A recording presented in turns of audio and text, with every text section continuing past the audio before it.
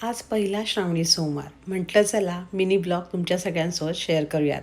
इथे सियाना आणि मी छान फ्रेश झालो होतो आणि मस्तपैकी मखाणे भाजायला मी घेतले होते.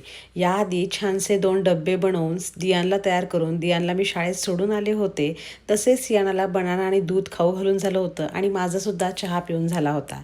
पण आता 10:30 पावणे 11 वाजता सगळी घराची साफसफाई दिवाबत्ती करून झाल्यानंतर इथे थोडेसे मखाणे आणि शेंगदाण्याची काल केलेली वडी असं मी थोडासा नाश्ता करून घेणार होते. सियानाने सुद्धा थोडेसे मखाणे खाल्ले आणि नंतर बघा ती किती रडायचं खोटं नाटक करत होती. तसेच आता दुपारी 12:30 पावणे 1 वाजता साबुदाण्याची खिचडीसुद्धा बनवायला घेतली होती. बटाटा टाकू का नको असं वाटत होतं, पण मग अनुरूपला आवडतो म्हणून मग बारीक बारीक कट केला आणि छान तुपावर जिरं मिरचीची फोडणी घालून बटाटा छान परतायला घातला.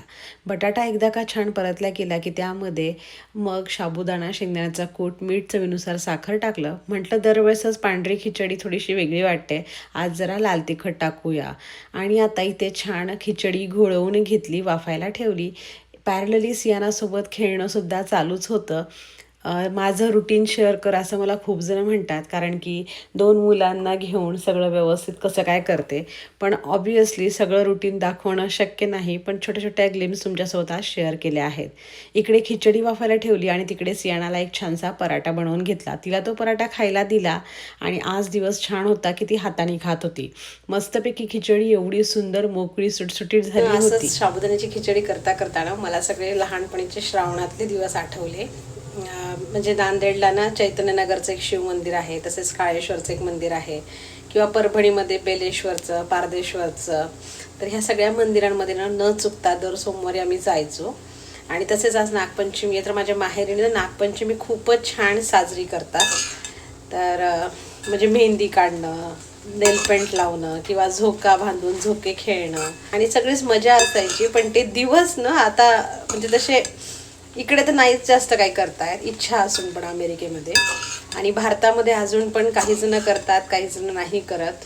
पण माझं तरी म्हणणं आहे की करायला पाहिजे, ज्यांना जमत असेल त्यांनी. कारण की जर तुम्ही काही ना काही करत राहिलात ना, तर तुम्हाला पण एक प्रकारे म्हणजे छान वाटतं आपले सण समारंभ. आणि जे लहान मुलं असतात ना, ते पण सगळं बघतात, उत्सुकतेने विचारतात की हे का करतात, ते का करतात. तर त्यांनाही नकळतपणे सगळं कळतं. तर ते सगळे दिवस आठवले. चला आता फराळ वगैरे करणार आहे आज. साबुदाणा खिचडी पांढरी पांढरी ना अशात म्हणजे पाहावीच नव्हती वाटत. म्हटलं अशात खूपदा तशीच करतो आपण हिरव्या मिरचीची, तर आज जरा लाल तिखट वगैरे टाकून करूयात. आणि छान तरी झालेली दिसतीये, पण मी अनुरूपचा वाढ बघायला येणार आहे ऑफिसमध्ये. मग दोघं जरा